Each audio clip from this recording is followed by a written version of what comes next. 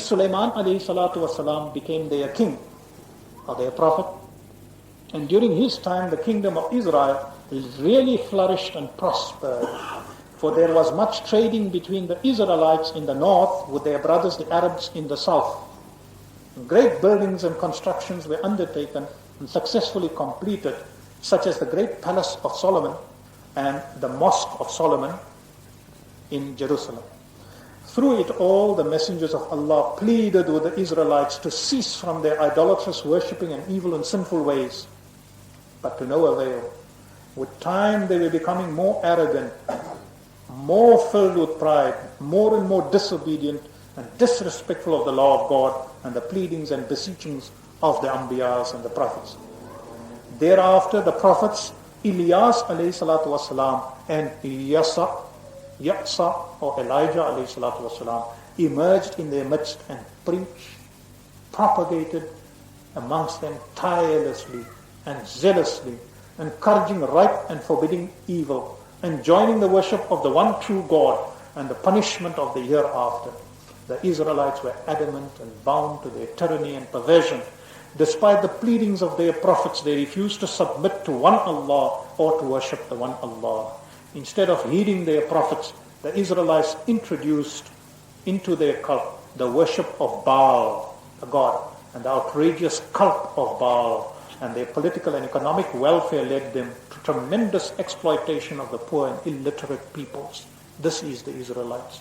The introduction of Baal and the outrageous cult of Baal, brothers, I don't want to go into detail, but it was a very messy type and method of worship. There was a lot of evil and sinful ways which was practiced in the worship of the god and goddesses of Baal. But anyway, that's part of it. This was all started by these Israelites. On the one hand, the Anbiyas and the Rasuls are in their midst preaching to them. On the other hand, they know what their duty is and they are going way off track and committing all these evils and sins and idolatry. Then in about 800 BC appeared the prophet Zulkifl, Isaiah alayhi salatu wasalam, and much later, in about 600 BC, Jeremiah, with many unknown and unnamed prophets in between, trying to reason with the Israelites and reminding them of their duties and functions and their pledge to the obedience of one Allah or the consequences of their neglect and disobedience. That listen, if you people don't obey exactly what are the ulamas doing today, what nasiha is the Muslim ummah getting? Exactly what the Anbiyas of the Bani Israel gave unto them, that, oh, Bani Israel, if you don't do this, this is what will happen to you. What do we do? What do the ulamas do today? They invite you towards La ilaha illallah, iman, yaqeen, a'mal salihah. Precisely the same thing. We don't have Anbiyas to do this task in the ummah muslimah. But whom do we have? We have the ulamas, the awliyas, the salihin, the sadiqeen, the mujahideen. These are the people that go around preaching and preaching. And what the manner in which the Bani Israel used to resist their Anbiyas, is that the manner in which the Ummah Muslimah is resisting these people? It's a question we must ask. That is the message of Mi'raj. And this is what the Bani Israel continued to do. These Anbiyas, all that I have mentioned, were between them and so on. Even the warnings of impending doom and the tragic loss of life and property would not sway or persuade them from their willful, arrogant and irresponsible ways. Their prophets were rejected. Their prophets were deliberately cast aside, and the Anbiyas and Rasuls were ignored, dismissed, mutilated, chained, imprisoned, and mercilessly stabbed, throats cut, slaughtered and slain. This is what the Bani Israel did to their Anbiyas. Yes, to no nation in the world had so much consideration, mercy, justice, rahmah been shown, or so much time been granted than to the Israelites, the Bani Israel. Brothers, will end up there, inshallah. Next week we'll proceed with this same subject. وآخر دعوانا الحمد لله رب العالمين. صلي على رسوله الكريم. أما بعد فأعوذ بالله من الشيطان الرجيم. بسم الله الرحمن الرحيم. We are discussing the subject of the miracles of Rasulullah sallallahu alaihi wasallam, and we have been discussing the Mi'raj. The Mi'raj we have discussed so far, you will have noticed, has very little to do with fantasy and very little to do with romanticizing or fantasizing the subject of Mi'raj. we've only discussed the very salient features of Mi'raj. I have, for example, not told you the actual journey of Rasulullah sallallahu alaihi wasallam from Baytul Muqaddas into the seventh heaven. I have only discussed, or the meeting with Allah subhanahu wa ta'ala, in any great detail. The reason being that there are a lot of traditions with regard to the Mi'raj, in which there is a lot of fantasy involved and a lot of fascinating material. But this is not and was not the purpose of Mi'raj. Understand properly from last week's speech that the Mi'raj has to do with the life of the Muslimin in the world. It does not have to do with the life of the Muslims in heaven or in the heavenly bodies. Allah subhanahu wa ta'ala in Surah Bani Israel, or Surah Isra, which is the 17th surah of the Quran, specifically, that surah occupies only the beginning passage to the Mi'raj of Rasulullah sallallahu alaihi wasallam. The rest is devoted to the Isra. Even in that first passage, Allah subhanahu wa ta'ala says, Subhanalladhi athra bi abdihi, not Mi'raj. So Allah subhanahu wa ta'ala clearly wants us Muslims to identify Mi'raj with the Isra. That is the journey of Rasulullah from Makkatul Mukarramah to the Baytul Muqaddas and what transpired there. Allah wants us to take the Mi'raj and to discuss the earthly significance of the journey of Mi'raj. Had Allah subhanahu wa ta'ala wanted us to discuss the heavenly aspect of Mi'raj, then Allah subhanahu wa ta'ala would have elaborated in the Quran Kareem on the actual passage of Rasulullah's Mi'raj from Baytul Muqaddas into the seventh heaven and the meeting with Allah subhanahu wa ta'ala. But Allah subhanahu wa ta'ala has not done so. Yet in the Quran Kareem, Allah subhanahu wa ta'ala has elaborated with great stress on the Isra of Rasulullah sallallahu alaihi wasallam, and that is what is important to us. So last week I started discussing to you the Isra, and you will see the amount of salient facts that have emerged from there. Because of the response of the brothers immediately after last week's lesson, I have decided to go into some greater detail regarding the earthly aspect of the Mi'raj, that is to say the Isra. What I have done now is to bring forward to you that the Mi'raj of Rasulullah sallallahu alaihi wasallam was an event of the coronation of Rasulullah sallallahu alaihi wasallam on this particular night by Allah subhanahu wa ta'ala, that for the future generations of mankind there shall be only one path to follow and one religion to follow, and that is Deenul Islam, and the religion to which they have been directed by the final messenger of Allah subhanahu wa ta'ala, that is Rasulullah sallallahu alaihi wasallam. That the rights of the Israelites and all others are now being taken away, and it is now being placed in the secure hands of the children of Ismail alayhi salatu wasalam from Nabi Ibrahim alayhi salatu wasalam. That the privilege occupied by the children of Ishaq alayhi salatu wasalam is now being taken away. The thousands of years of privilege enjoyed by the Israelites on this night is now being removed. And because the children of Ismail alayhi salatu wasalam had not enjoyed the facilities, the benefits that the Israelites had enjoyed so far, Allah subhanahu wa ta'ala in His hikmah and in His wisdom, in His glory and with all His knowledge, Allah subhanahu wa ta'ala brought Rasulullah sallallahu alayhi wasallam into His presence and coronated him, or gave him those gifts that will take these children of Nabi Ismail alayhi salatu wasalam and grant unto them that mercy and those kindnesses and those gifts which will make them the most blessed and favored ummah by Allah subhanahu wa ta'ala in the entire history of mankind. That is what the Mi'raj was for. That from now onwards, it is the Muslims that will be the leaders and the guiders of mankind. Israelites, you have failed in your purpose. It will be taken away from you. I am now giving it to the children of Ismail alayhi salatu wasalam, whose representative and leader is Nabi Muhammad sallallahu alayhi wasallam. This is the reason why. Now I have decided to elaborate on this. Next week's lesson I wouldn't like any brother or sister to miss, because the information which I gathered over the weekend on that particular lesson will show you what these Israelites received from Allah and what they did with it. So in other words, further research has been done, and I'm going to bring forward to your notice this week and next week on this Isra. The lesson is stretching out a little bit, but you tell me after tonight's lesson whether that research, whether that kind of information benefits you or not. So yes, to no nation in the world had so much consideration, mercy and justice been shown by Allah, or so much time been granted than to the Bani Israel, the Israelites. In about the year 600 BC, the downward trend and the process of isolation and restriction of the Israelites started, and internal and foreign conflicts and skirmishes were begun all along their borders and frontiers. Remember what I told you, all the various Anbiyas that had come to the Israelites and how it had taken them to become the leading nation amongst mankind in the world.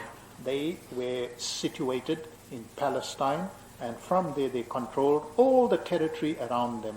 And their task was that they should guide mankind and lead mankind. This was their task. And Allah subhanahu wa ta'ala was extremely kind to them and sent thousands of Anbiyas, prophets, Rasuls to them to help this cause. Yet what did I say? Last week I ended off with this passage. Their prophets were rejected. They were deliberately cast aside and ignored, dismissed, mutilated, chained, imprisoned, and mercilessly slain by them. In about the year 600 before Christ, the downward trend and the process of isolation and restriction of the Israelites started, and internal and foreign conflicts and skirmishes were begun all along the borders of their countries and frontiers. Suddenly, they were threatened from all sides.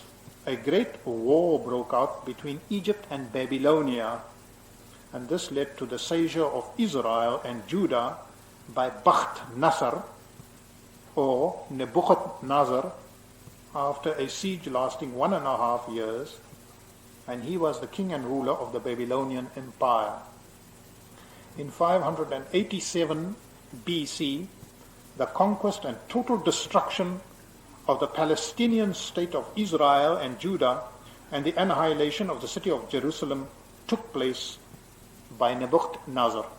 In other words, in 587 BC, the entire Jerusalem, this entire Palestinian state, was struck by the rulers of Babylonia, and it was entirely destroyed, burnt, and razed to the ground. Their country was destroyed and pillaged, and they as a people were ruined and torn apart and completely routed. Then the process of fragmentation and God's chosen and favored people, who had lost everything due to their neglect and disobedience, started in earnest.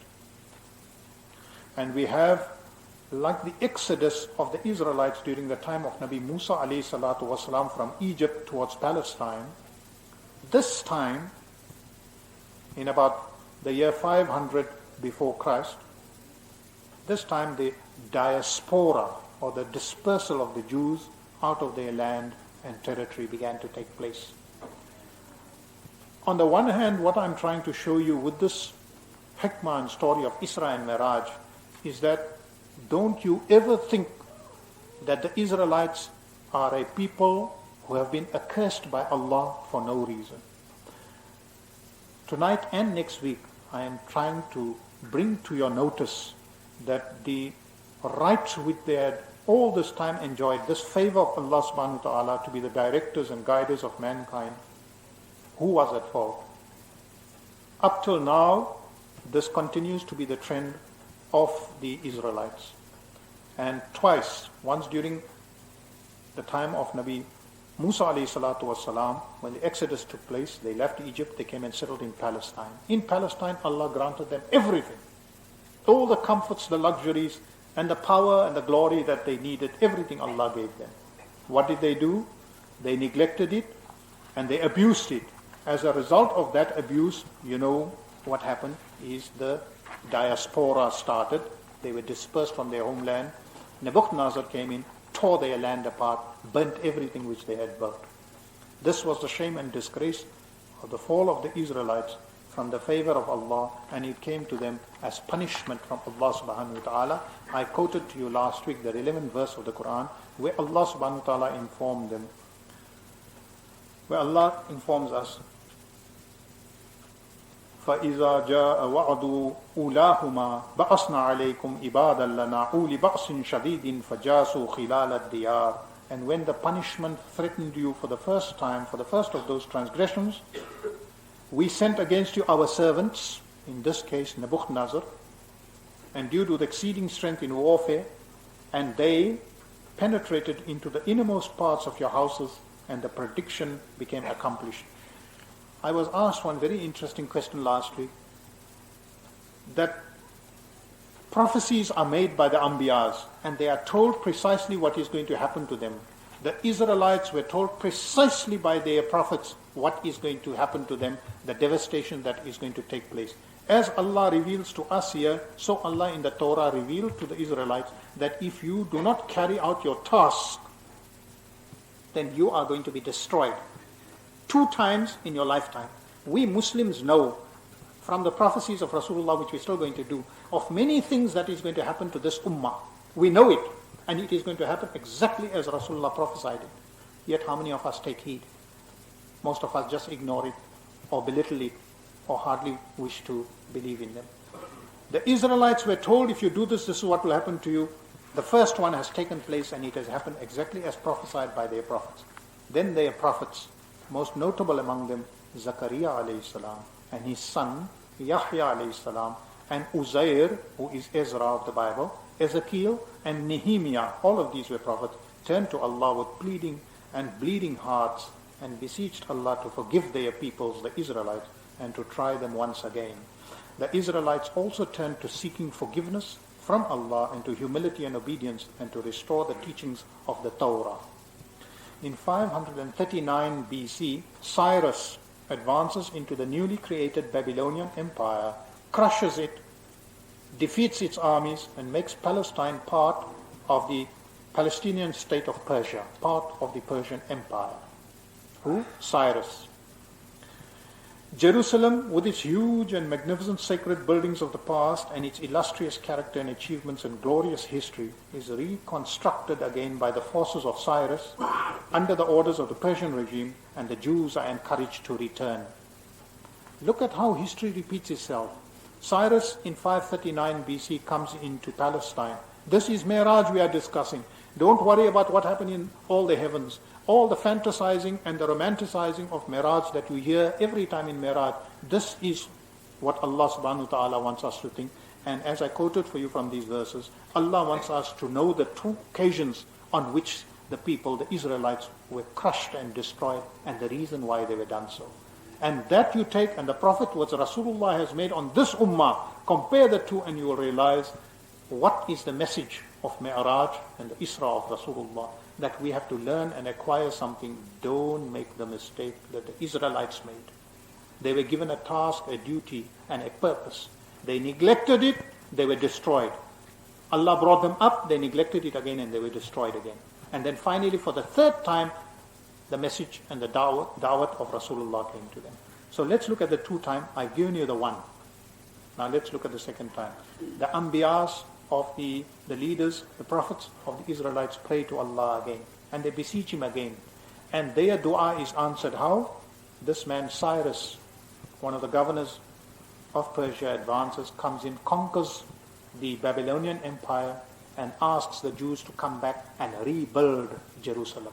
This is the second reconstruction of Jerusalem after its destruction.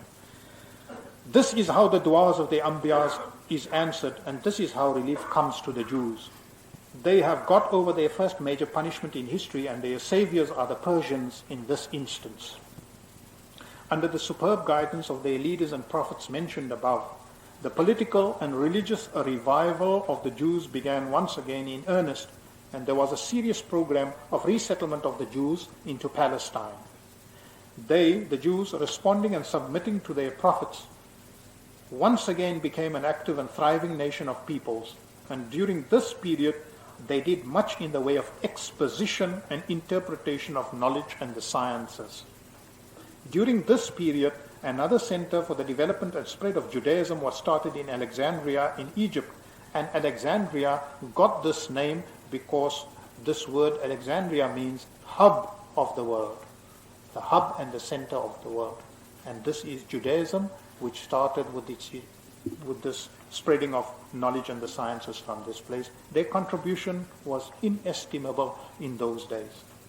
In 332 BC, Palestine came under the rulership of Alexander the Great, who is supposedly Zulkarnain alayhi salam, who after his great victorious campaigns left the Israelites with much autonomy and independence.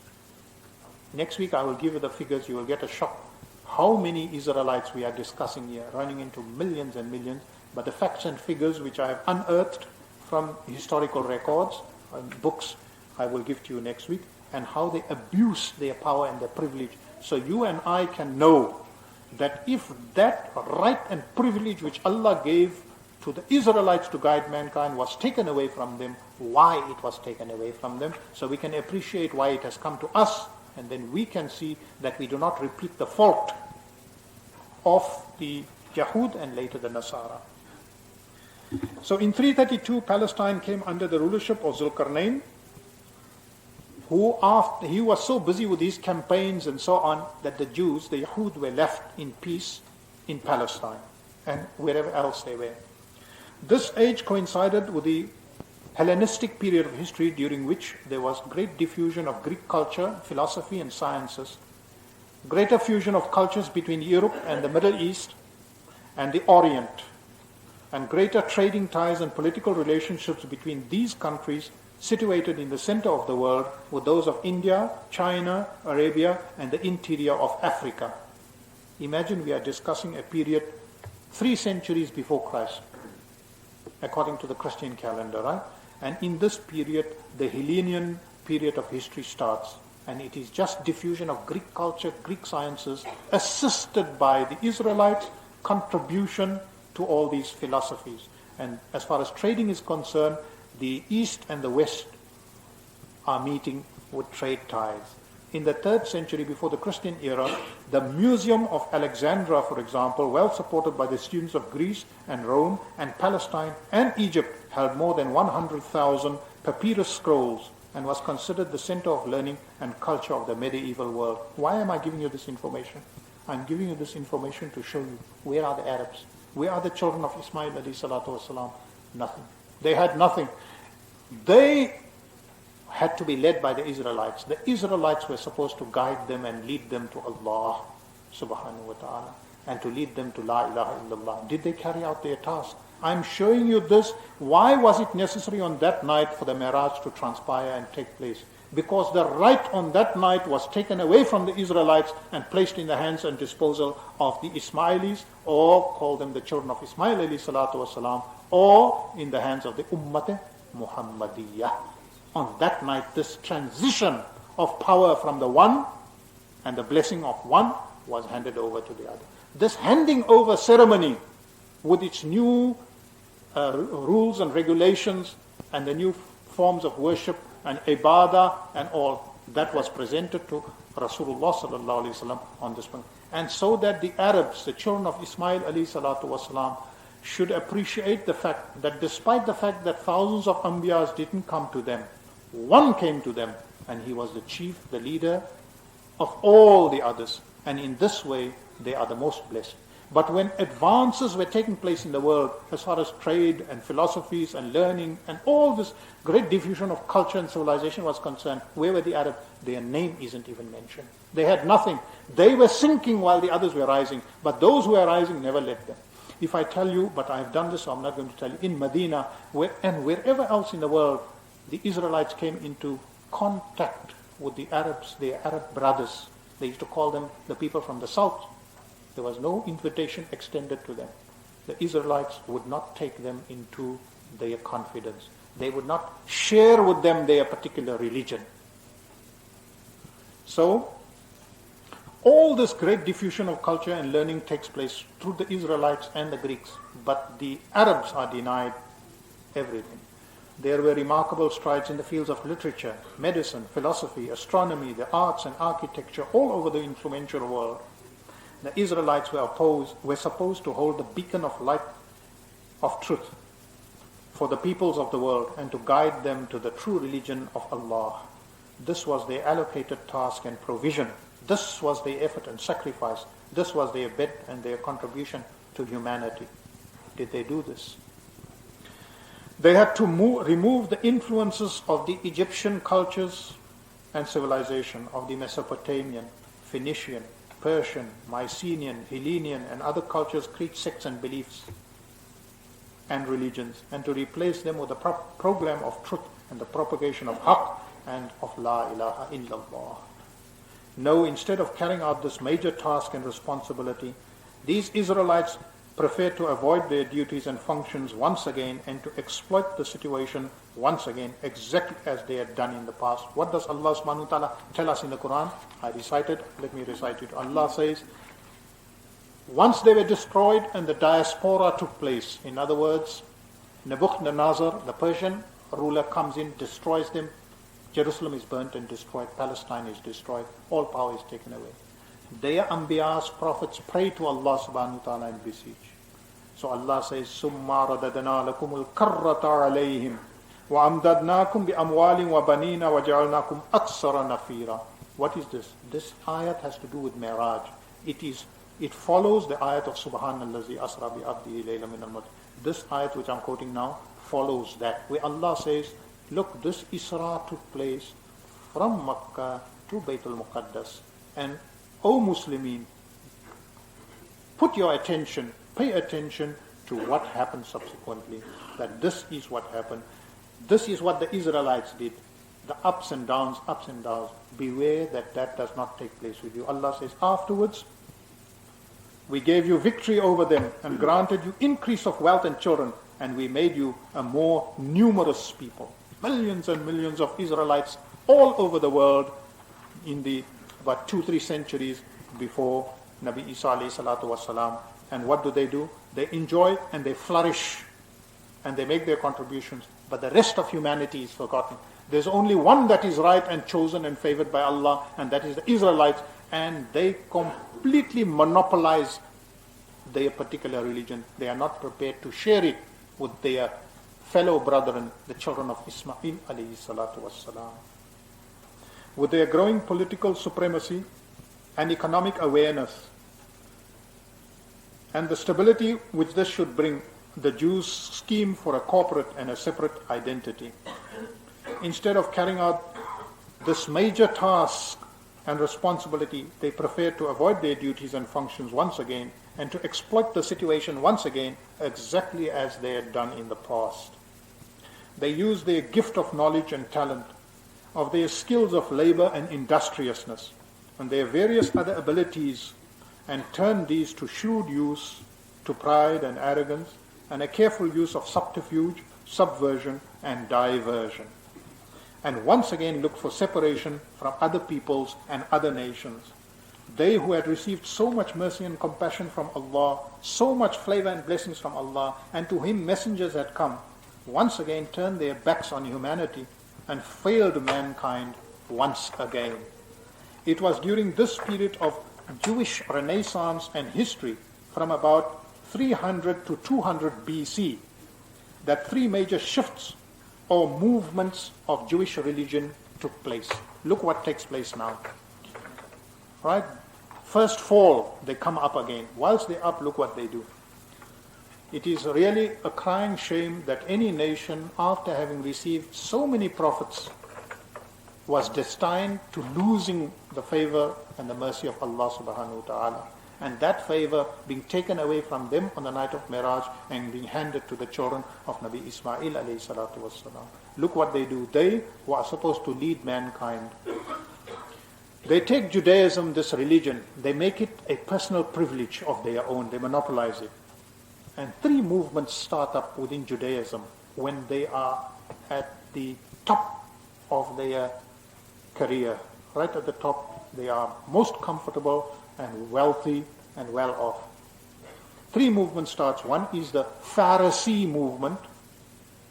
The second is the Sadducee movement. And the third is the Essenian movement, the Essenes, three: Pharisees, the Sadducees, and the Essenes. The Pharisee movement believed in the separateness of Jewish life and extolled the virtues of Jewish life and sought to restrict it to themselves. This was the major movement of the three in Judaism, but in actual fact it merely meant a rigid observance of external rites and ceremonies without the need for genuine piety or spiritual reflection. The second movement, which started during this period of much progress for mankind, was the Sadducee movement in Judaism, and these Sadducees rejected belief in the immortality and continuity of life. That is, they believed that the soul dies with the body and there is no resurrection or judgment. Look what they introduced. The Sadducees, the Pharisees introduced that Jewish religion, only Jews can belong to it, and it is strictly for them and nobody else. The Sadducees come up with this. These movements exist even in this day. The Sadducees started, and they believe that there is no continuity of life. Life is only this life in this world. Once man dies, that is the end and termination. And there is no resurrection, no qiyamah, no judgment. That's the second big movement in Judaism. The third one were the Essenes, who believed in an ascetic form of life, and they went into living in monasteries, a monastic way of living. All the monasteries that were hundreds of monasteries were built all over the Middle East, particularly in Egypt, Palestine, and other countries, Syria and so on. These Essenian Jews built these places, and they cut themselves off from the rest of humanity. So these were the three movements. Now, in their comfort and luxury and with all the wealth and glory that they have, they cut themselves and separate themselves from the rest of mankind instead of using their resources, their knowledge, and the guidance to lead mankind. These were the three major Jewish movements which sprang up amongst the Israelites and cut them away out of their own will and desire from the rest of the peoples of this world. They continued to infringe, transgress, and disobey. They preferred the worship of idols, the cult of Baal, customary traditions and ceremonies, perverse antics and disgraceful behavior and conduct. Read history and you will find the manner and the method by which these Jews behaved, or the Israelites behaved in those days. It is absolutely confounding that a people blessed with so many prophets and so much guidance and with the holy and revealed book of the Torah could perform in such a manner. And the warning of Miraj is, O Muslims, don't you do what they did. Don't you do with the Quran what the Israelites did with the Torah. When Rasulullah sallallahu alayhi wasallam in his prophecies, as I say, which we're going to do, and in the Quran Hakim, Allah wants over and over again, O Muslims, when comfort comes to you, don't give up your deen. Don't forget the Quran. Don't forget your salah. Over and over the man is warned. And this is the message of Miraj. O Muslims, no matter how much comfort, don't do what the Israelites did. And there is a warning out in 2-3 places in the Quran that if you Muslims do happen to do so, then it will be taken away from you. This deen of Islam. Their ultimate and well-defined designation of the Israelites lay in tatters, in ruins, and in shreds. Thus came upon them their second crushing and unholy destruction, and their second punishment from Allah. Remember, I told you last week, this ayat of the Quran says 2 punishments came upon them, and this one, where Allah subhanahu wa ta'ala says in the Quran, also in the ayat after Mi'raj, in ahsantum li anfusikum wa in asa'tum falaha fa iza ja'a wa'dul akhirati liyasu'u wujuhakum wa liyadkhulul masjida kama dakhalu awwala marratin wa yutabbiru ma alaw tatbira. If you do well, Allah informed them, this is in the Torah also, if you do well, you will do well to your own souls. But if you do evil, you will do it against yourselves. And when the punishment threatened you for the second time, we sent enemies against you to afflict you, to enter the mosque as they did the first time, and to utterly destroy what they had conquered. So the second doom and destruction of the Israelites takes place. In 6 in 63 BC, we are very rapidly approaching the period of Nabi Isa alayhi salatu wasalam. In 63 BC, the powerful Roman general Pompey crushed and defeated the Persian overlords who had given so much grace to the to the Israelites.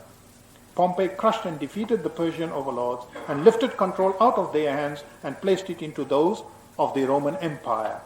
With the conquest of Palestine, the destruction of Jerusalem was inevitable, and its sacred and holy precincts were once again razed into the ground, and its holy scriptures ground into the dust. Stacks and stacks of Torahs were taken in front of the Beit al-Muqaddas. Stacks and stacks were taken in front of the Temple of Jerusalem and burnt and razed to the ground. Then the entire temple was taken and completely broken. All the relics, the treasures, everything was removed and taken away to Rome, and it was razed and burnt to the ground. Such was the destruction of these people of Israelites, just because they ignored and separated themselves from the rest of mankind. They didn't want to part with any of their knowledge and their religion and give it to anybody, least of all unto the Arabs. The Israelites had gone back to where they had started and were unmercifully treated by the conquerors. Thousands were eliminated and killed and executed, and many more banished from Palestine. Many escaped to Egypt, but even there they were persecuted. The wrath of Allah had befallen them once again. In the other countries to which they fled to seek refuge, they were beset with penalties and punishments, restrictions, and the imposition of tribute duties and taxes. Once more they were seeing and experiencing the ignominy and opprobrium of disrepute and forgetfulness of one's God-given and divine task, and the stigma of disgrace and dishonor, shame and humiliation had fallen to them again. Their disgrace and humiliation was carried even further when in 39 BC, Herod the Great was appointed king of the Jews by the Romans. He was a Christian, and he is appointed as king of the Israelites by the Romans. And they were again cruelly persecuted and tortured and driven out of Jerusalem. It was during this time, during the time of Herod the Great, that the Jews proved that despite their suffering and disgrace, they would still not submit to the true worship of the one Allah. For the Prophet who was with them during these dark period of their life, Nabi Yahya alayhi salatu wasalam, who is John the Baptist, went unheeded and was cruelly murdered by the Jews. Even this time of their decline, they took John the Baptist, or Yahya alayhi salatu wasalam, as purported to be, and they cruelly murdered him. Most of us know the story of his destruction by the Yahud. But look at them and look at their conduct and behavior. It was whilst they were thus dishonored and disgraced and scattered that Nabi Isa alayhi salatu wasalam was born and brought with him fresh rigor and enthusiasm into the religion. He was also a prophet unto the Israelites. Some heeded and paid attention to his call, but the majority remained stubborn and arrogant. They persisted with their evil ways and their wrongful worship, and troubled and tormented him, who was a messenger of God, ceaselessly. They made trouble for him wherever he went, and eventually succeeded in having this man of God supposedly executed by crucifixion after being convicted for blasphemy. This was in 33 AD. So comes the period of Nabi Isa alayhi salatu wasalam, and according to them, look, we don't believe in the crucifixion, but according to them, it is they, the Yahud, that had him crucified. Right? We don't believe this, but I'm giving you according to their history, that this is all the things that the Yahud contrived and did. At last, their methods, their foul deeds went so far that they tried to have Nabi Isa alayhi salatu wasalam also destroyed as they had done to the other Anbiyas. When it came to Nabi Isa alayhi salatu wasalam, so much and no more, Allah subhanahu wa ta'ala raised him and he ascended into the heavens. But can you imagine how much Allah had granted him, that eventually it reached the stage where a prophet had to be taken physically and lifted and brought into the heavens? How low had these people stooped despite all the mercies of Allah? Why has Allah subhanahu wa ta'ala chosen the Arab people after that? Is because of what the Israelites did. And what I did is to bring to your attention the cruelties when they were reigning supreme, who the Israelites in the world during this 3-4 centuries prior to Nabi Isa alayhi salatu wasalam, the cruelties which they inflicted, because you and I are unaware of it. We sometimes, many of our youngsters tend to say, and the coming generations may think, that why are we so much against these people? I mean, why not give them a homeland? Why not grant them? But if you know what these people did and what they have done in the past, not only to us but to entire humanity, if you are aware of it, this is the message of Miraj. Be aware of the history and the story of the Israelites, knowing that you will know what is your responsibility. We're not interested in them and hating them or disliking them. But what should emerge is what is our responsibility. Where do we stand as Muslimin? What burden can we be as neglectful as was the Quraysh way? If not, then we must do something about it, for we have a responsibility. Thereafter, after the so-called crucifixion, which we say ascension of Nabi Isa alayhi salatu wasalam, the Roman masters demanded from them, the Jews, adherence to the religion of Christianity, and for this purpose an imperial shrine to Christ was erected in Jerusalem, to which every Jew had to pay obeisance. In other words, here this cross has been brought about, the sepulchre was erected in this temple of Jerusalem, and every Jew, Yahud, had to come there and pay obedience to this cross and the sepulchre of Christ. This is the disgrace and the dishonor which struck them as a result of their shrewdness and their cutting away and breaking away from the rest of humanity. This they refused to do, and when they refused to do this, they were ruthlessly and firmly persecuted and eliminated by the Romans from the year 66 to 70 AD. For that 4 years they were routed and killed and executed. In 70 AD, to bring their rebelliousness and conflict against the Church of Rome to a conclusion, Titus, the son of Vespasian, crushed and defeated them and completely destroyed Jerusalem once again. The Roman Empire spread far and wide under the rule of various emperors, notably Trajan, who was a conqueror. He was followed in 117 AD by Hadrian, who took a more peaceful approach with the various countries and peoples under Roman control, and undertook extensive journeys to supervise the administration of the empire and also the reconstruction of Jerusalem. He was known as the first traveling emperor. His method, however, led to the consolidation of the Jews. Since his attention was overseas most of the time, the Jews consolidated. And a revolt against the Roman Empire, his regime, and this led to swift reprisal and retaliation and the eventual suppression, wherein thousands upon thousands of Jews were killed once again. So briefly, brothers, this is the story of Miraj so far. I'm ending off now. That's all I've prepared. And inshallah, next week I'll take the story more and show you how suppressive was the regime of the Israelites, what they did, and it will open your eyes to a lot of fact of how much mercy Allah showed them, how much compassion, how much Allah honored them, and what a long period of history was granted to the Israelites in order to come right and to carry out their correct worship. All the time they kept doing the wrong things. Think of Nabi Musa alayhi salatu wasalam, how they reacted. Think of the 40 years of journey through the Sinai desert and how time and time again the right is being shown to them and they continue doing wrong. Centuries and centuries passed in this manner. I have condensed 5 centuries of story. Actually, 6 centuries of story. I've condensed it within the few minutes at my disposal. Next week I will give you the cruelties and persecutions of the Yahud to others, and you will realize what these people were, and that is the message of Miraj.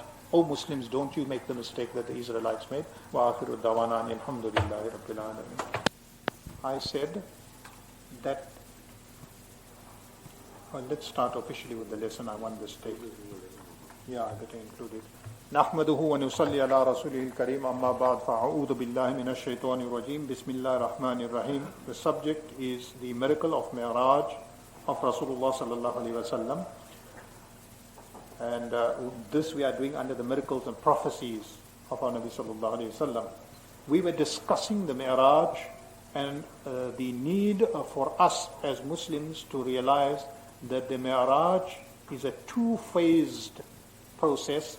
One is the heavenly part of Miraj, which is known as Miraj itself proper, and then the Isra, which links itself to the worldly phenomena of the Mi'raj of Rasulullah sallallahu alayhi wasallam, it is this aspect in the Quran Kareem that we as Muslims have been advised to research and to learn from the worldly aspect. Therefore, Mi'raj is not mentioned in the Quran, the word Mi'raj, but the word Isra is mentioned, so that you and I will examine the Isra in its relationship to us as the Ummah Muhammadiyah. What was the significance of the Mi'raj as far as this Ummah is concerned regards the Isra? That is the aspect that's important to us. The error or mistake which I made last week was as follows. I mentioned that in 39 BC, Herod the Great was appointed king of the Jews by the Romans. And then I said that this was a gross happening in the light that a Christian had been placed over the Israelites or the Jews, a Christian emperor. This is wrong because there was no Christianity in the year 39 before Christ. Now, what I should have said there was that a non-Israelite was placed as the king and emperor over the Israelites. This is the sad thing to which the Israelites had fallen, that a non-Jew or a non-Israelite had to be placed on top of them. This is the humiliation which the Jews suffered as part of the tragedy of their fall. As a result, you know, of course, of their disobedience to the ahkam of Nabi Musa alayhi salatu wasalam and the Mosaic law, the law of the Torah. So Allah subhanahu wa ta'ala, because of their negligence, had allowed them to fall and to drop. We continued in that fashion, and then we came to the birth and, or as the Christians say, the death of Nabi Isa alayhi salatu wasalam. As far as we are concerned, his ascension. I say it with respect that they believe he was crucified, of course, and then eventually died, or resurrected and died. But as far as we are concerned, he was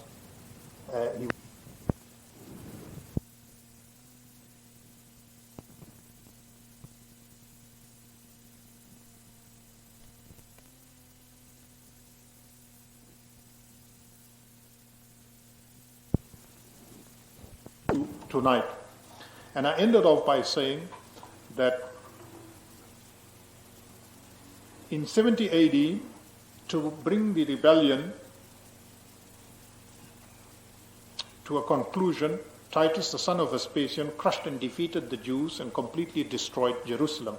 The Roman Empire spread far and wide under the rule of various emperors, notably Trajan, and who was a mighty conqueror. He was followed in 117 AD by Hadrian, who took a more peaceful approach with the various countries and peoples under Roman control, and undertook extensive journeys to supervise the administration of the Roman Empire and also attend to the reconstruction of Jerusalem. But his method, however, of showing kindness and mercy towards the Jews led to the consolidation of the Jews and a revolt against his regime, and this led by Hadrian to swift retaliatory steps and reprisals against the Jews and their eventual suppression. That's where we ended off. In other words, we ended off in the year 120 after the ascension of Nabi Isa alayhi salatu wassalam. I was supposed to end there, but seeing the interest that was displayed by some brothers, I have proceeded with my inquiries in that particular respect to show you how significant the Isra was for this Muslim Ummah. So we continue with that particular aspect. From the period of Hadrian's conquest of Jerusalem, Hadrian, of course, the emperor of the Roman Empire, from the period of Hadrian's conquest of Jerusalem in the year 135 AD, the Israelites or the Jews became a scattered nation, living, trading, farming, and eking out an existence in various parts of the world. Now, they were now thrown out from Jerusalem This was their degradation and their downfall and the disgrace and the humiliation which they suffered, as promised by Allah subhanahu wa ta'ala in the Torah and as revealed to us in the Quran Kareem. These Yahud or Jews or Israelites, whatever you want to call them, they were looked upon like lepers, and they were much despised by all the rulers and governments and peoples of the world. Remember, this is a non-Islamic period we are discussing. The Jews in that period, pre-Islamic period, were looked upon like lepers or lepers and much despised by all the rulers and governments and peoples of that period. The Jews, however, continued to believe and trust in themselves, in their skills, in their glories, in their craftiness and shrewdness, and in their role as God's chosen, divinely blessed, and only directed children. Always they've held this up till this very day. The Jew holds this sacred to his heart. He believes in this, that they trust themselves, believe in their own capabilities and abilities, intelligence and skills and craftiness and shrewdness, and they believe that they are God's chosen, even up till this day, and that they are the divinely blessed and ordained people of God, or Allah, and the only people that have received divine direction from the Creator, Allah subhanahu wa ta'ala. With regard to the history and background of the Jewish peoples, I wish to quote to you from the decline and fall of the Roman Empire of that eminent historian Edward Gibbon. I've elaborated on this and taken out these sayings for you so that you can judge for yourself what I am telling you. And I am saying that this is in the light of the Quran Kareem. And as I proceed, I will show you. I'm taking Edward Gibbons instead of Ibn Khaldun or one of our own eminent historians, because there is agreement, they are on par. It makes it easy for me, instead of translating from the Arabic, because they are on par. In other words, whatever Gibbons tells us here links up, except for here and there where he puts his own particular form of expression and a little bit of his singular Christianity. But otherwise, reading between the lines, they agree, so I've extracted it for your information. Listen carefully to this, and you see how significant it is that here is a Christian commenting on a Jew, and he compiled this with a lot of effort and a lot of grace, and there's a lot of information in it, well-researched information. Now listen to what he has to say, and see what I've been telling you all along, and see if you can now understand who these people are. And then you can understand why is it that the Arabs at this moment of time hate their guts to this extent, and why we also should not show, look, we accept them as being a people and a creation as such. But the mischief that these people have made throughout the centuries, from the time of Nabi Musa alayhi salatu wasalam, up till the present day, if we are fully aware of the mischief, if you don't believe me, just think of this creation of the state of Israel and all the mischief that was done then, how they've duped the people all the time. Think of Hitler and many of the reasons that are involved there. We don't say we are with him, but the reasons underlying his motivation to destroy these people and other governments also. Go through history and you will know how these people must be judged. Look at what Edward Gibbons says. I quote to you. He says, "A single people refused to join in the common intercourse of mankind. The Jews emerged from obscurity under the successors of Alexander, and as they multiplied to a surprising degree in the East and afterwards in the West, they soon excited the curiosity and wonder of other nations." The most significant in this paragraph, the most significant part is where he says that they were a people who refused to join in the intercourse of mankind. Second statement which he makes, which is also remarkable and applies to the Quranic divine revelation of Allah, that they multiplied to a surprising degree in the East and in the West to such a degree that they excited the curiosity and wonder of other nations. This is what the Quran says. The Quran says in Surah Bani Israel, in the surah regarding Mi'raj, the Quran, Allah says, وَأَمْدَدْنَاكُمْ بِأَمْوَالٍ وَبَنِينَ وَجَعَلْنَاكُمْ أَكْثَرَ نَفِيرًا. Allah says, I granted you, O Israelites, increase of wealth increase of children, and we made you a more numerous people. Look how it links up with that, what Gibbon tells us. They became such a vast number. There was so much procreation amongst the Israelites that they spread all over. But why was that blessing and favor of Allah upon them? So that they can spread the truth. And what did they do? They refused to join in the common intercourse of mankind. Let's proceed. I will not elaborate further. The obstinacy with which they maintained their peculiar rights and unsocial manners seemed to mark them out a distinct species of men who faintly disguise their implacable hatred to the rest of mankind. Here Gibbon illustrates in a footnote that Moses bin Maimon, who is known as Maimonides, much respected by Jewish scholars, this Maimonides, who is a Spanish Jewish philosopher and a rabbinic scholar held in great regard and high esteem by Jews, openly taught, and this was as late as the 13th century, openly taught that if a non-Jew were to fall into water, a Jew ought not to save him from instant death. I haven't added this. Gibbons adds to illustrate this hatred which the Jews have for the rest of humankind and humanity.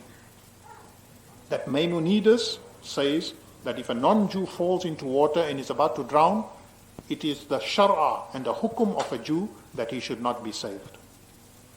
Gibbons then continues with this profound remark. I continue again quoting from his book. He says, "This inflexible perseverance, which appeared so odious or so ridiculous to the ancient world, assumes a more awful character since Providence has deigned to reveal to us the mysterious history of the chosen people." In other words, he is here speaking in the context of what the Bible reveals about the Israelites. I am speaking to you in the context of what the Quran Karim reveals in the context of these people. Now, the Quran reveals more or less the same information of how unworthy and disobedient, arrogant and prideful the Bani Israel, the Israelites were. And as far as you and I are concerned regarding Mi'raj, why on the night of Mi'raj the Israelites lost the throne and the crown which they held of guiding mankind, and on that night it was taken, Rasulullah was taken there, and it was given to Rasulullah that now you, the children of Ismail alayhi salatu wasalam, who have been denied all the favors that I have granted to the children of Ishaq alayhi salatu wasalam, now on this night it is being handed to you. You are now the leaders of mankind, and you're going to guide mankind. That burden now rests squarely on the shoulders of your ummah. Let's proceed. Providence has deigned to reveal to us, in brackets through the scriptures, the mysterious history of the chosen people. You know, if Quran Karim and the Bible did not reveal this to us, mankind would never have known. Ummat Muhammadiyah would never have known the truth of how these people have blinded mankind in the past throughout history. Let's proceed, and I will show you what all the tricks that they did further on. I quote, "But the devout and even scrupulous attachment to the Mosaic religion becomes still more surprising if it is compared with the stubborn incredulity of the forefathers of the Jews. When the law was given in thunder from Mount Sinai, when the tides of the ocean and the course of the planets were suspended to save the Israelites, and when temporal rewards and punishments were the immediate consequences of their piety or disobedience, they perpetually relapsed into rebellion against the visible majesty of their divine king, that is the creator, placed idols of their nation in the sanctuary of Jehovah, and imitated every fantastic ceremony that was practiced in the tents of the Arabs or in the cities of Phoenicia. As the protection of heaven was deservedly withdrawn from this ungrateful race, their faith acquired a proportionable degree of vigor and purity." But I can't go into every explanation of everything, but briefly look how well this fits in with what Allah has revealed to us in the Quran Kareem. Here is a Nasara, he's got nothing to do with Islam, and I'm quoting this to you to show you how applicable it is to what Allah subhanahu wa ta'ala has revealed to us. Exactly what he is saying, so does the Quran say, that time and again these people were ungrateful, time and again they were, of course he's expressing it as a Christian author and writer and historian, but here look at what he's saying. Every time they went down into disobedience, perpetually they relapsed into rebellion against the visible majesty of their creator Allah, I'm using my words, placed idols. Every time they were called on to the worship of one God, idols. You remember it starts with the story of the calf. In the lifetime of Nabi Musa alayhi salatu wasalam, they did that. And all along they have done this. Haq, they bring batil. Haq, they kept bringing batil. And so this is what he says. Let's proceed further. The contemporaries of Moses and Joshua had beheld with careless indifference the most amazing miracles. Under the pressure of every calamity, the belief of those miracles has preserved the Jews of a later period from the universal contagion of idolatry. And in contradiction to every known principle of the human mind, that singular people, the Jews, seem to have yielded a stronger and more ready assent to the traditions and ceremonies of their remote ancestors than to the evidence of their own senses. I'm going to elaborate further on that sentence which he has used here. In other words, common sense prevailing in the time of Rasulullah sallallahu alaihi wasallam should have told them, and they admitted so often, this is the true Messiah prophesied by both Musa and Isa and all the other prophets. They admitted to this, but they would not accept him. I will tell you later why. But here is this man saying, instead of using their own senses to admit to Nabi Isa alayhi salatu wasalam and Rasulullah sallallahu alaihi wasallam, they would not do so, and they kept to their idols, and they kept to their ceremonies, and they kept to their tradition, as they do up till this very day. Hereunder, Gibbon again quotes an extract, illustrates it from the Bible to prove his point about the unjustness and hypocrisy of the Jews when Yehovah said to Moses, I'm quoting from the notes which he wrote down. Fortunately, I have a copy which has all these notes. And he says, Yehovah, in other words, Allah or God, said unto Moses, how long, I quote, how long will this people provoke me? And how long will it be ere they believe me? For all the signs and miracles which I have shown among them. This is in Numbers, chapter 14, verse 11 of the Bible. In other words, Allah says, how long will these people continue to be disobedient and arrogant and full of pride? When will they learn to be obedient? When will they accept me and my orders and my ahkam and my prophets? And how long will it be before they believe in me? And for all the signs and miracles which I have shown them. What did they not receive? Imagine that 40 years of journeying through the Sinai, what lack was there in the various beautiful miracles that these people were shown. What was lacking was the Muslim Ummah by Rasulullah sallallahu alaihi wasallam shown so many miracles as the Israelites were, and yet up till this day they have refused to accept the truth. Gibbons then continues, I won't take long, there's just a half a page more of his quotation, but it is very, very significant.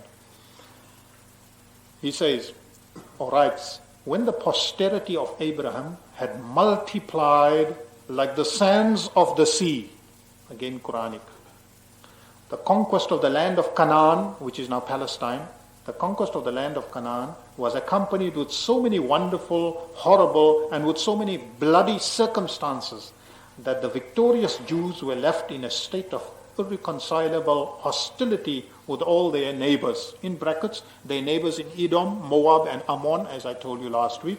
In other words, they wreaked such vengeance upon the neighboring states when they took over Palestine that it is one of the saddest spectacles of history, what they did. They had commanded to, I quote again, they had commanded to extirpate, they had been commanded to extirpate some of the most idolatrous tribes, and the execution of the divine will had seldom been retarded by the weakness of humanity. You know what he is doing here, Gibbons, now?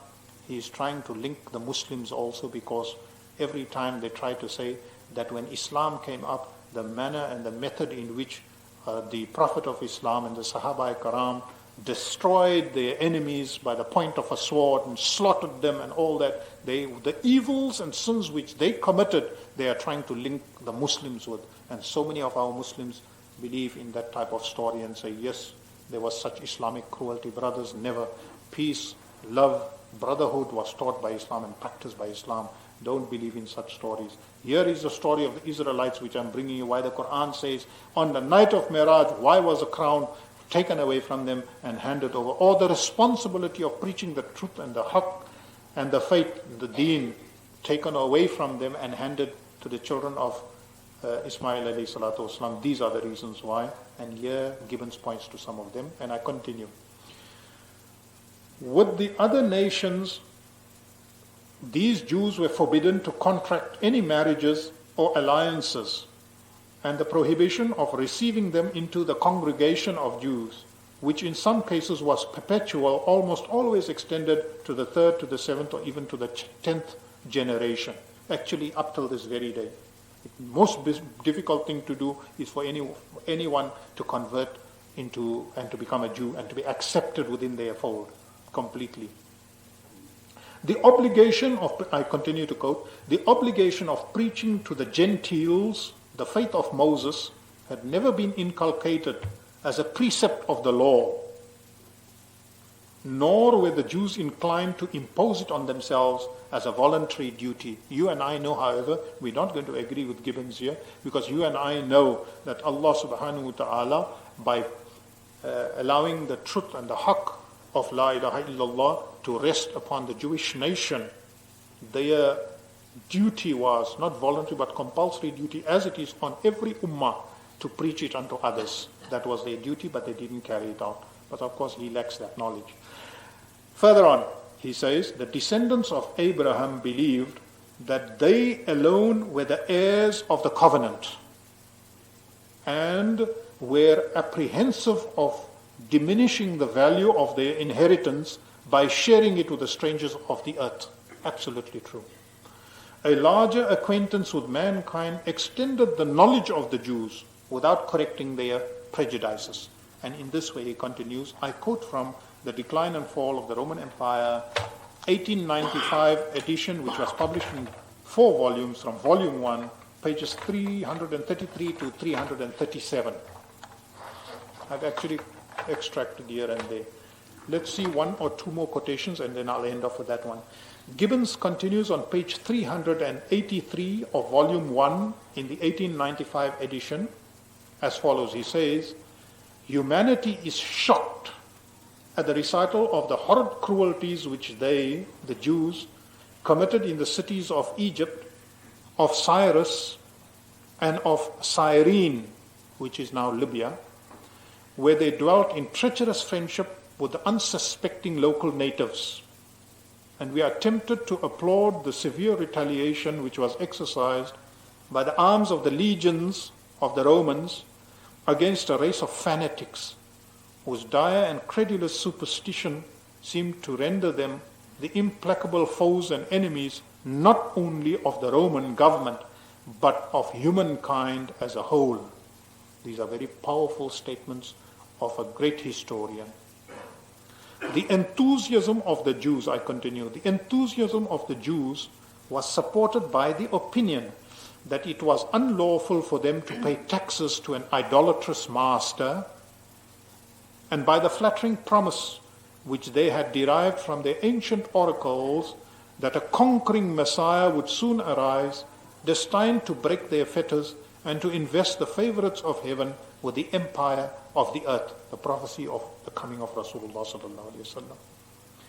It was by announcing himself as their long-expected deliverer and by calling on all the descendants of Abraham to assert the hope of Israel that Bar Kochba collected a formidable army with which he resisted during 2 years the power of the emperor Hadrian. And remember here, we are not talking of a handful of Jews. We are talking here of thousands upon thousands of Jews occupying the civilized world of that time. But anyway, look what he says here regarding this person. Here's 1 or 2 things significant I want to point out to you. that one of the things the Jews thought was that they are not responsible for paying taxes to the Roman government.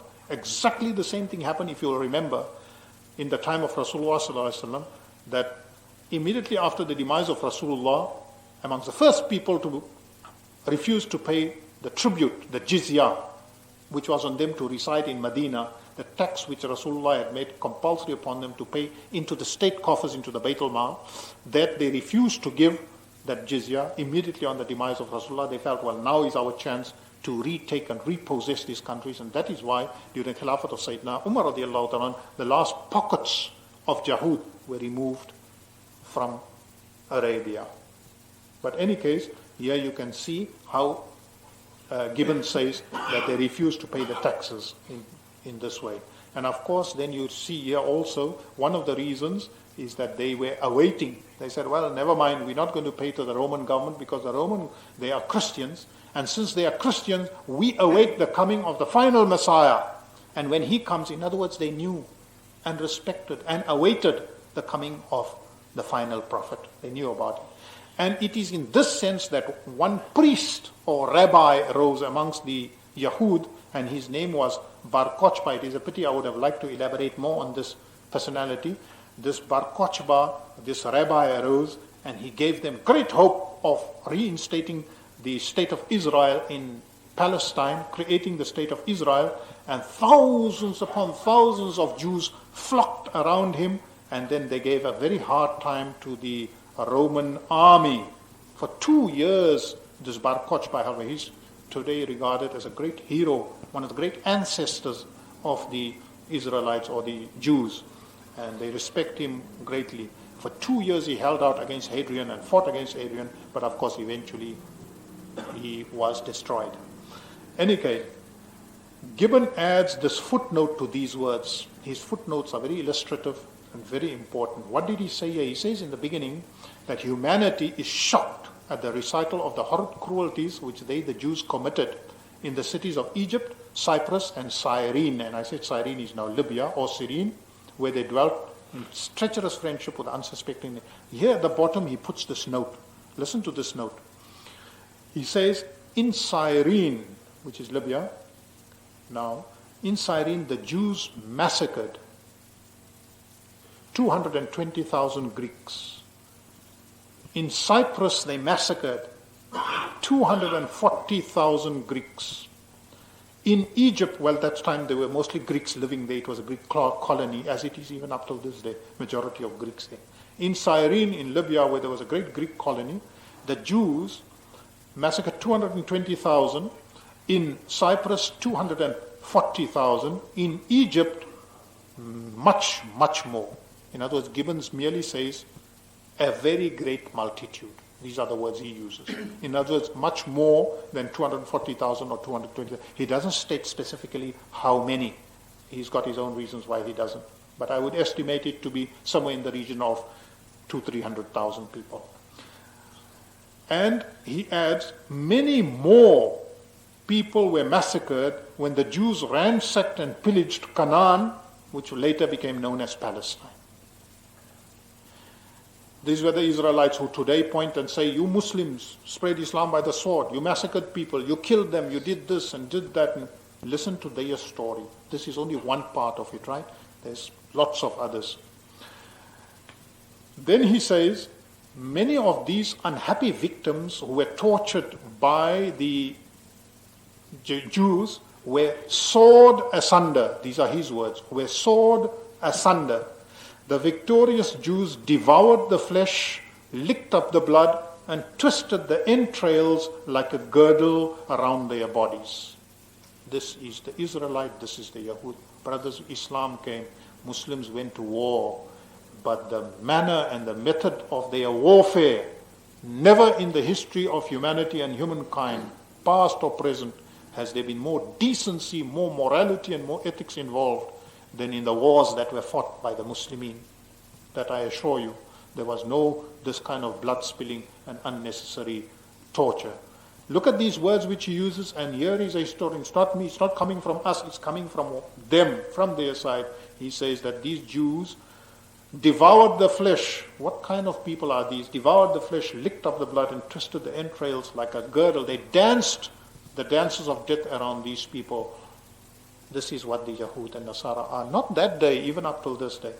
He also notes, he adds, in retaliation for what these people had done, Hadrian's army, 580,000 Jews were cut off by the sword of Hadrian's army, besides an infinite number which perished by famine, by disease, and by fire. But when the Romans got hold of them, the Romans did the same. 580. Now, what I'm trying to tell you, as I told you, is the vast number of Yahud that existed at that time. Today they are a handful, but they would have been the greatest race today, the greatest nation today, and having the vastest and greatest number, multitudes of people that would have occupied the world at this time, had they kept on to the kalima and the truth, and they would have preached it to others, then they would have been the people. But Miraj came to decide that no, so much no longer. I'm taking away from you that haqq, and I'm placing it on the shoulders of the Muslim Ummah. And Allah warns in the Quran that if this Muslim Ummah don't carry it out also, I will take it away from them and place it on the shoulders of someone else.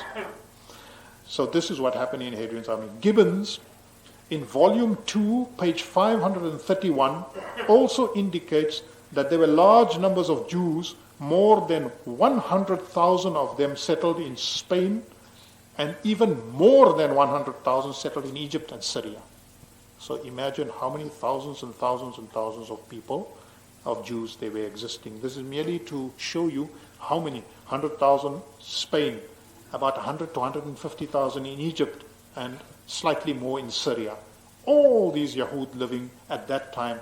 How much Ambiyas came to them, how many prophets came to them, how many awliyas came to them, how many pious leaders they had.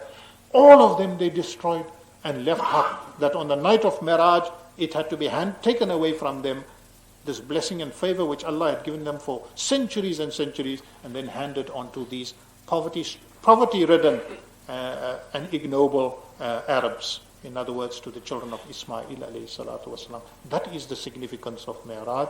That is the significance of the Isra. And finally, on page 56 of the same volume 2 of Decline and Fall, Gibbons adds this sad state of affairs about the Holy Temple of Jerusalem. This is the last paragraph I quote. He writes here, when Hadrian destroyed the Temple of Jerusalem, this is how it appeared. He describes the scene. After the final destruction of the temple, by the arms of Titus and Hadrian, a plowshare was drawn over the consecrated ground as a sign of perpetual interdiction. Sion and Moriah, where the temple stood, were deserted. The holy places were polluted with monuments of idolatry, and either from design or accident, a chapel was dedicated to Venus on the spot which had been sanctified by the death and resurrection of Christ, according to Christian belief, by our ascension. Almost 300 years displaced. Our Ibn Khaldun describes this period, and he says that that place where the temple once stood, where Nabi Isa was born, so to say, in that place, that holy ground, which was trodden by the feet and the patter of thousands of Ambiyas, it was sanctified as sacred ground. That place for that 300 years was used as, what do you call the place where all the muck and all the filth goes, like the dump yard, and where all the urine flows to and all the matter flows, stool flows to. That trench was dug there where this temple stood, and all the filth and all the gutter and drainage and all, it was a draining ground for these, that place was made after the desecration of that place and the disgrace that had befallen the Yahud. That's what the Romans had done there. And for almost 300 years after those stupendous events, the profane chapel of Venus, where shirk was committed, which was full of idols and all kinds of immoral acts used to go on there, was demolished eventually by the order of Constantine the Great, and the removal of the earth and stones once more revealed the holy sepulchre to the eyes of mankind on this spot, which had been consecrated by the footsteps of patriarchs, of prophets, and, according to Christians, the Son of God. So this is the scene as it was then at that time. But in any case, this is the sad story of how the people, the Yahud, have looked after themselves. Thus the Jews, the most contemptible and despised of all the nations of the world before the birth of Islam by all nations and all governments, came to be settled in various parts of the Middle East and Egypt by their thousands, and to suffer persecutions because of their ulterior purposes and motivations throughout their history. Thus, what I'm saying now is very important, thus, where these Jews settled and sufficiently prosperously in the Arabian Peninsula, both to the south and north, they considered the local Arabs as barbarians and uncivilized peoples and unfit to follow the Mosaic law and traditions of Nabi Musa alayhi salatu wassalam.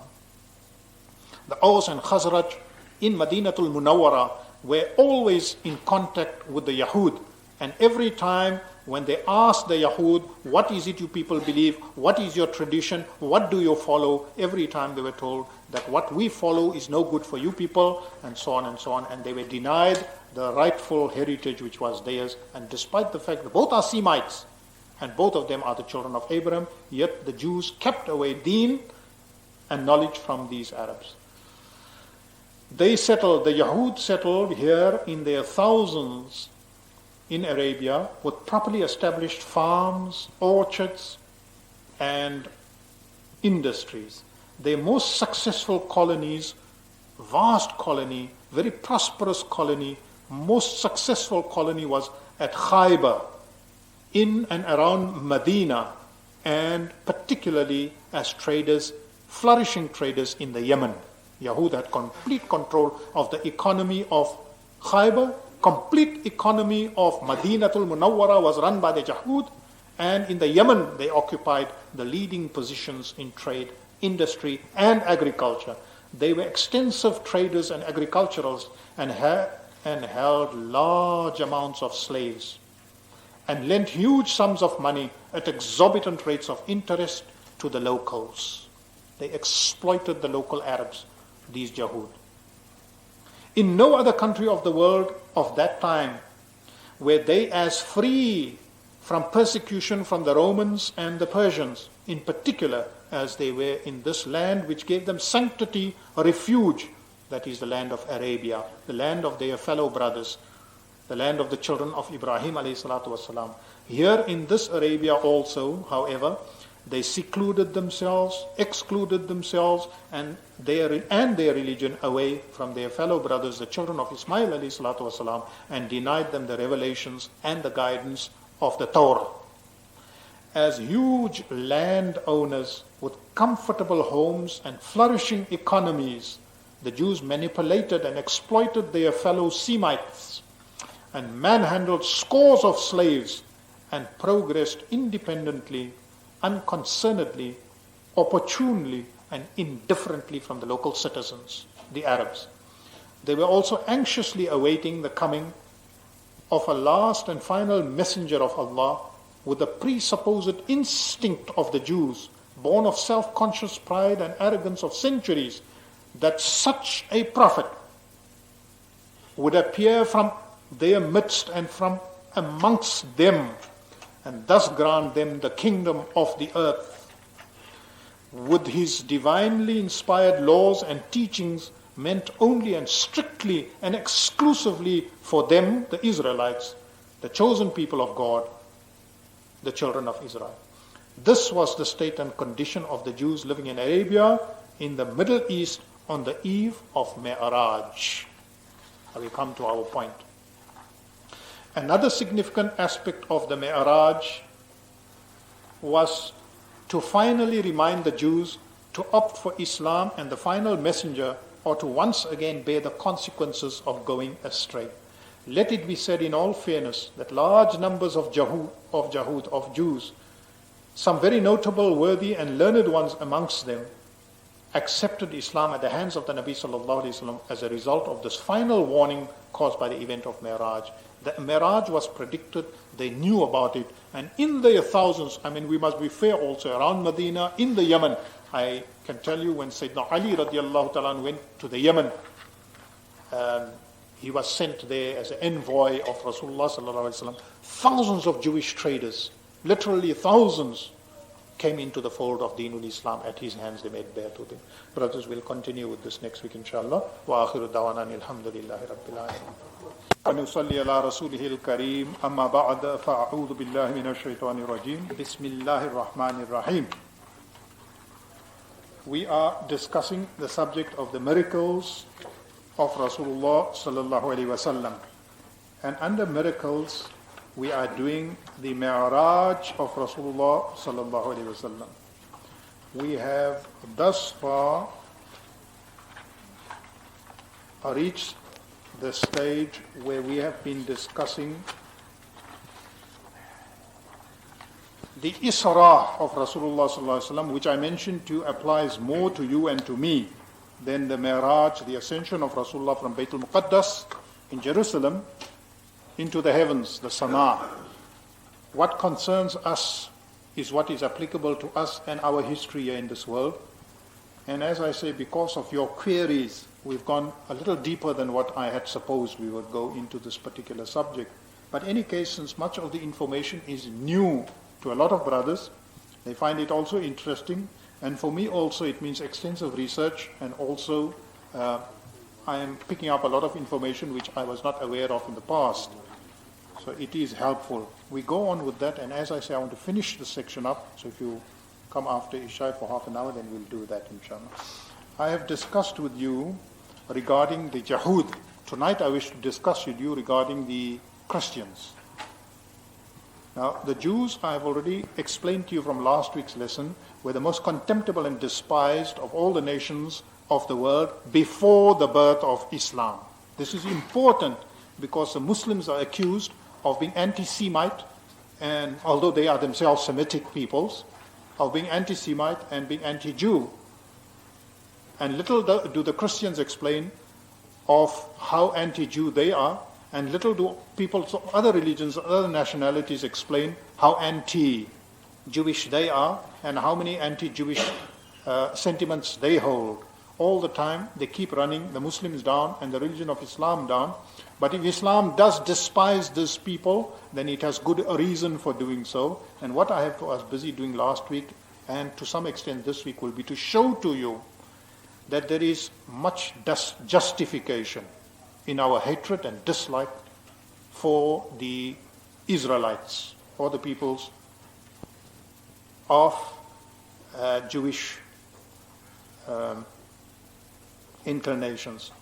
So I took you across right from the period of the Exodus to the destruction of Jerusalem by the rulers of the Roman Empire, and all what transpired at that time. And I gave you several quotations from The Decline and Fall of the Roman Empire by Gibbons.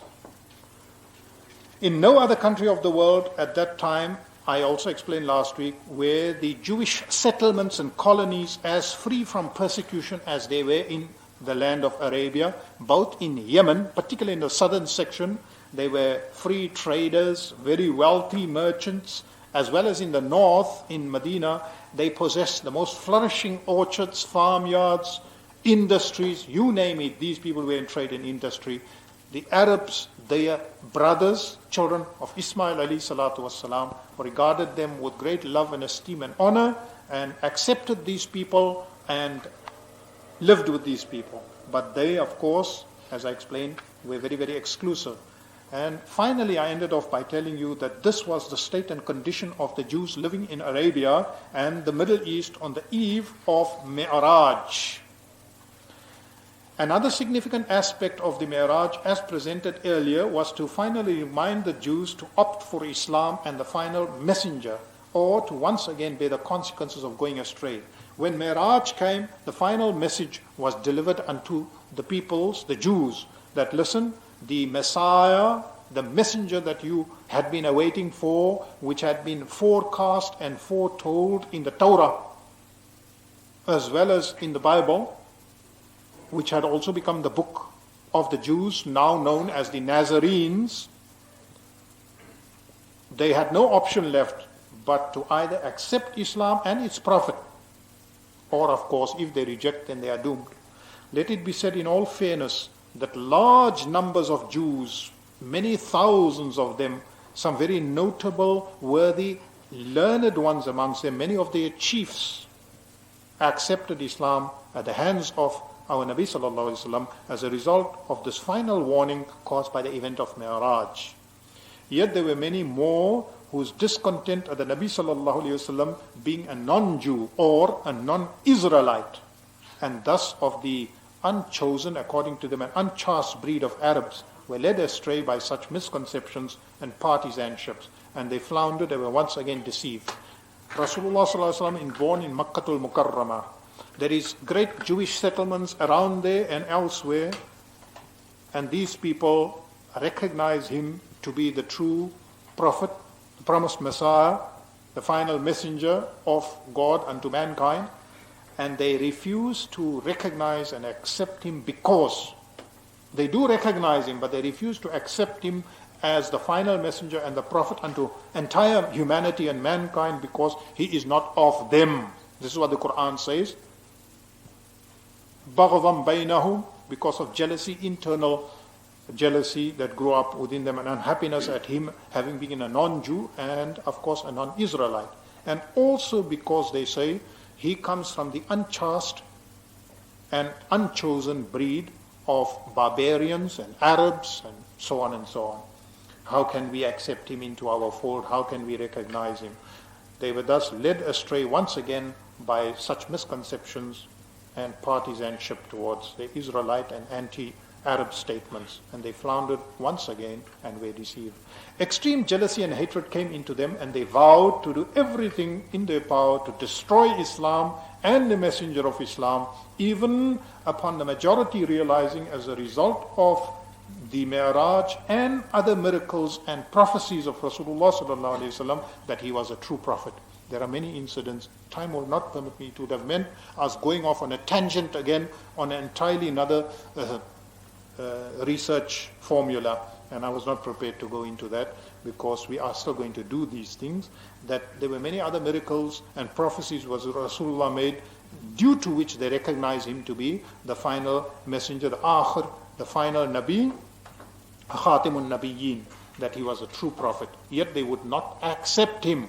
The Jahud were the first to recognize that he was a true prophet and that he was a final messenger. Nobody. The Arabs never realized this. Not immediately. When the Prophet told them also he is the final messenger, that he is a Khatimun Nabiyyin, the Arabs, the Quraysh, were the first to reject it. The Yahud recognized it, but they refused to accept it because he was not an Israelite. He was not of the chosen race. That is why they rejected him. He was not from amongst them. Right, so you got the true picture of what has happened. The Arabs only accepted him later. Their virulence and the malevolence of the Jewish peoples against the Muslims or the Arabs spurted out in so many different ways. Through alliances, I will explain to you the different ways whereby the Jahud showed their virulence, their hatred of the Arabs who were and had accepted Islam. Why today our youngsters or many of our school, college, university students, business people, etc. want to know, those who read a little and write a little want to know, those who are a bit literate and so on, they want to know, why do we hate these people? Why do we dislike these people?